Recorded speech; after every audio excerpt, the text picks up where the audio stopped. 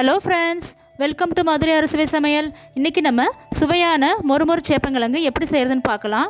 இன்றைக்கி 3/4 கிலோ சேப்பங்கிழங்கு நான் எடுத்திருக்கேன். இதை மண் போக கழுவி அலசி எடுத்து வச்சுட்டு ஒரு குக்கரில் போட்டு ஒரு விசில் வேக வச்சு எடுத்துக்கலாம். இப்போது தேவையான அளவு தண்ணி ஊற்றிக்கோங்க.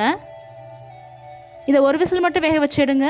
2-3 விசில் வச்சுட்டிங்கன்னா குழஞ்சிரும். அப்புறம் நம்ம பொரிக்கும் போது எண்ணெயை ரொம்ப குடிக்க ஆரம்பிச்சிரும்.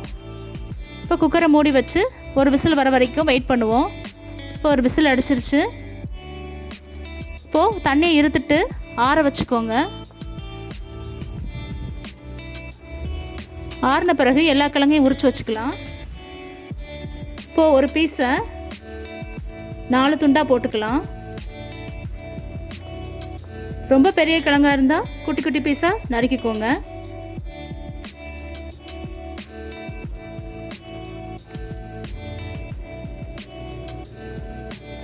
இப்போ பாருங்கள் நான் எப்படி நறுக்கியிருக்கேன்னு. இப்போது இதை எண்ணெயில் பொரிச்சு எடுத்துக்கலாம். எல்லா கிழங்கையும் நறுக்கி எடுத்து வச்சுருக்கேன்.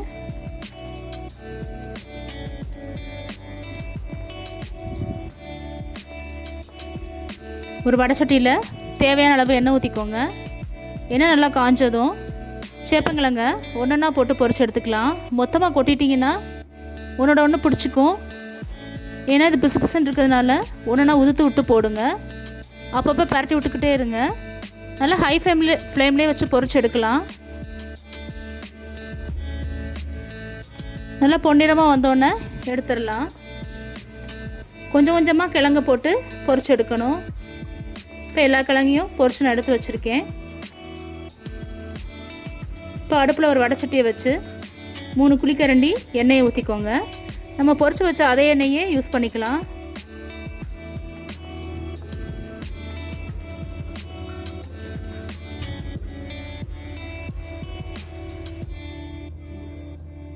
ஒரு டேபிள் ஸ்பூன் இஞ்சி பூண்டு விழுது போட்டுக்கலாம்.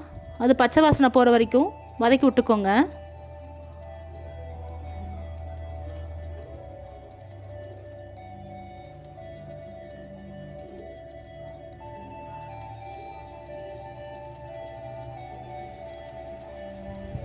ஒரு டீஸ்பூன் ஹோம்மேட் கரம் மசாலா நான் போடுறேன். 1/2 டேபிள் ஸ்பூன் உப்பு போட்டு எல்லாத்தையும் நல்லா வதக்கி விட்டுக்கோங்க.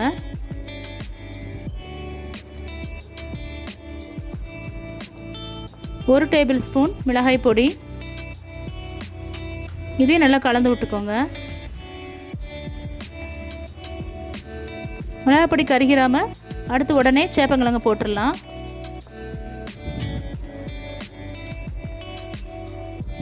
இது நல்லா பரட்டி விட்டுக்கிட்டே இருக்கணும். அப்பப்போ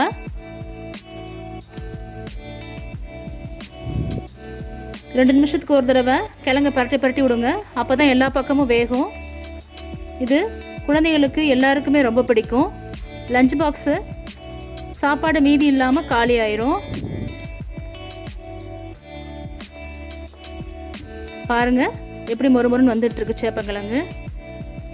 இப்போது ரெடி ஆயிடுச்சு சேப்பங்கிழங்கு. இந்த வீடியோ பிடிச்சிருந்தா லைக் பண்ணுங்கள், ஷேர் பண்ணுங்கள், சப்ஸ்கிரைப் பண்ணுங்கள். மறக்காம பெல் பட்டனை கிளிக் பண்ணுங்கள். அப்போ தான் அடுத்து நான் போடுற வீடியோ உங்களுக்கு ரீச் ஆகும். Thank you viewers.